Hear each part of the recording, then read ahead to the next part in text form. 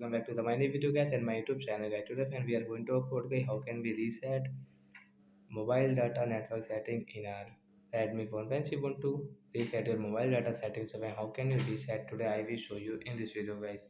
So before starting video friend, first of all go and subscribe the channel guys, click the bell icon, like the video. So friends, now let's see how can we reset mobile data setting guys. First of all guys, open your phone setting guys.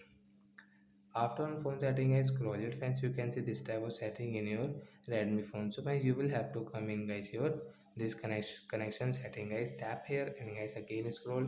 Friends, you can see guys your reset setting guys, tap here guys, you can see mobile data reset setting guys. We will tap here to reset.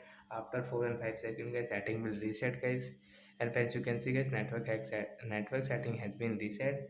And then we can use guys our mobile data setting without any problem guys. So like that guys, you want to reset, so you can reset your mobile data setting from your phone setting. So that's it guys, thanks for watching the video, bye guys.